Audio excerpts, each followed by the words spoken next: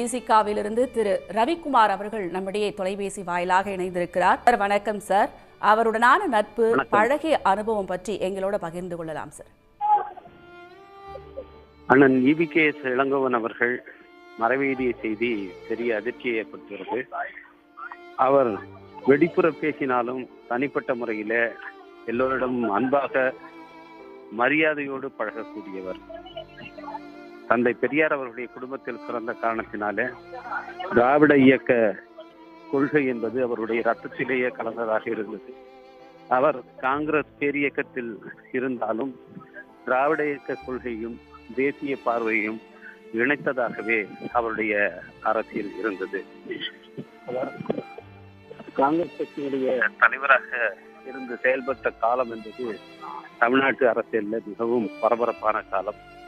செல்வி ஜெயலலிதா அவர்கள் அந்த நேரத்திலே மிகுந்த ஒரு பொருளாக இருந்த நேரத்திலே அவர் தெரிவித்த கருத்துக்கள் எல்லாம் பெரிய சர்ச்சையை ஏற்படுத்தின. அதன் பிறகு திராவிட முன்னேற்ற கழகம் காங்கிரஸ் கூட்டணி நாடாளுமன்ற தேர்தலிலே பெரிய வெற்றியை பெற்ற போது அவரும் நாடாளுமன்ற உறுப்பினராக தேர்ந்தெடுக்கப்பட்டு UPA 1 காலத்திலே அவர் அந்த அமைச்சரவையிலே பங்கெடுக்கும் வாய்ப்பையும் பெற்றார். அவர் சட்டமன்ற உறுப்பினராக, தமிழ்நாடு காங்கிரஸ் தலைவராக, நாடாளுமன்ற உறுப்பினராக, ஒன்றிய அமைச்சராக பணியாற்றிய காலம் எல்லோராலும் நினைவு கூறப்படும். விடுதலை சிறுத்தைகள் கட்சியின் மீது தனிப்பட்ட அன்பு கொண்டவராக அவர் இருந்தார். 2009ஆம் ஆண்டு நாடாளுமன்ற பொதுத் தேர்தல் நேரத்தில் விடுதலை சிறுத்தைகள் கட்சியினுடைய ஈழ ஆதரவு நிலைப்பாட்டின் காரணமாக திமுக காங்கிரஸ் கூட்டணியில விசிகாவை சேர்த்துக் கொள்ளக்கூடாது என்று காங்கிரஸிலே பல பேர் சொன்னார்கள். ஆனால் விசிகா அந்த கூட்டணி இடம்பெற வேண்டும் என்று வலியுறுத்தியவர்களே அண்ணன் EBKS இளங்கோவன் அவர்களும் ஒருவர்.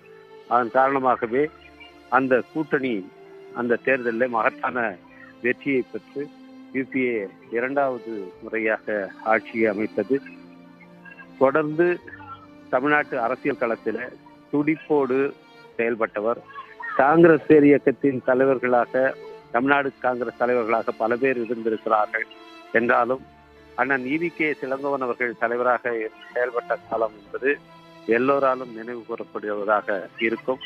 அவருடைய மறைவு காங்கிரஸ் கட்சிக்கு மட்டுமல்ல, தமிழ்நாட்டு அரசியல் களத்துக்கே ஒரு பேரிழப்பு அவருக்கு. உடனுக்குடன் செய்திகளை தெரிந்து கொள்ள சன் நியூஸ் பெல் ஐகானை கிளிக் பண்ணுங்க.